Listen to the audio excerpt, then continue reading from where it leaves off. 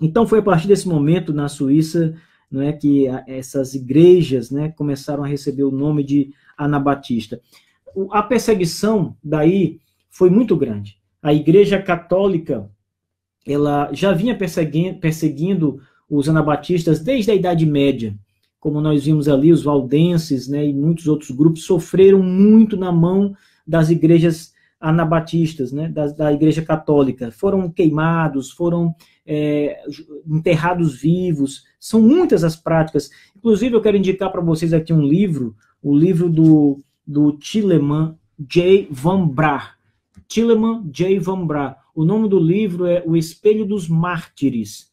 Vocês podem adquirir esse livro, porque ele vai, o livro todo é uma coletânea de relatos históricos, aonde o Tieleman, ele mesmo era um anabatista, e o Tieleman, o livro foi escrito em 1660.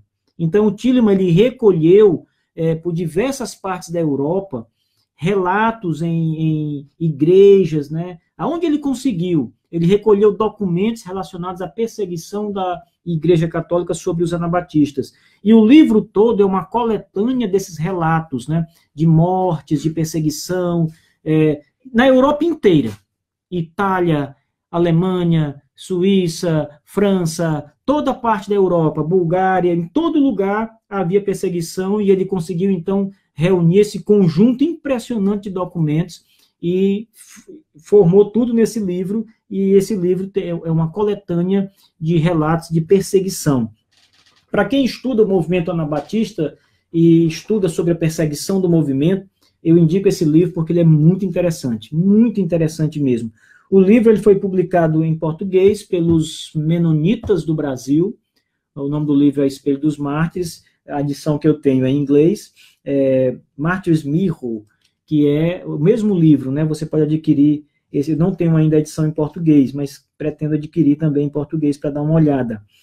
Então, esse grupo, né, os anabatistas, foram perseguidos de maneira ferrenha pela Igreja Católica, mas eles também foram perseguidos pela Igreja Protestante.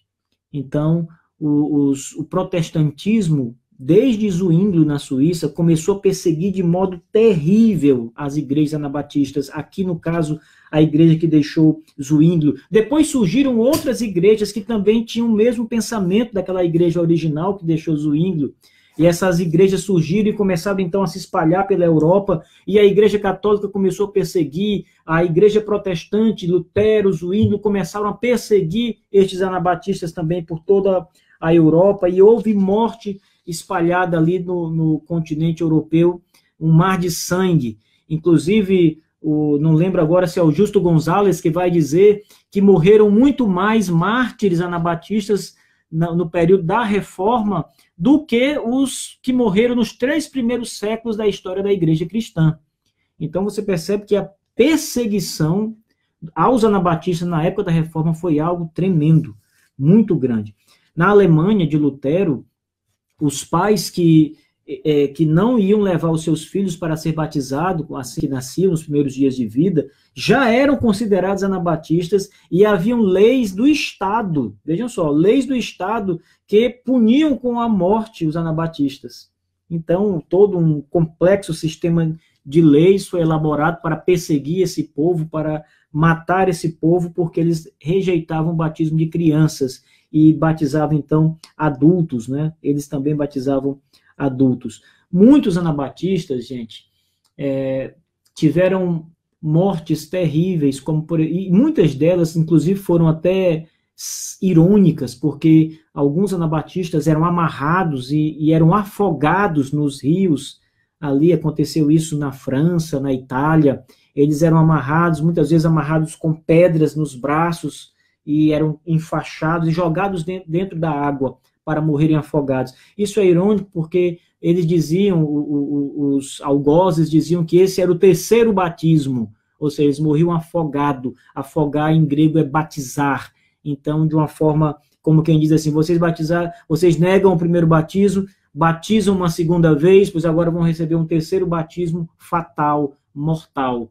E aconteceram muitos casos, numerosos casos na Europa, em que eles eram mortos, afogados, de modo irônico, pelo simples fato de rebatizarem os que confessavam a fé em Jesus Cristo. Isso em toda a Europa na época da Reforma Protestante. Sobre os reformadores Lutero e Erasmo, por exemplo, eles mesmos odiavam os anabatistas. Isso é um fato. Lutero considerava nefasto o movimento anabatista, principalmente porque os anabatistas exigiam separação da igreja e do Estado. Então Lutero dizia, olha, esse povo, é um absurdo que esse povo exista, é um absurdo que esse povo exija que a igreja se separe do Estado. Então, por conta disso, a igreja e o Estado criaram leis para perseguir os anabatistas de forma terrível, né? Muito grande. Essa ideia anabatista origina a ideia de liberdade religiosa, liberdade de consciência, que muitos dizem que é um troféu dos batistas. Na verdade, essa primeira semente foi lançada pelo movimento dos anabatistas, isso está muito claro na literatura, o registro disso é indubitável. Essa mesma prática os batistas têm, mas os anabatistas tiveram primeiro, creram nisso primeiro.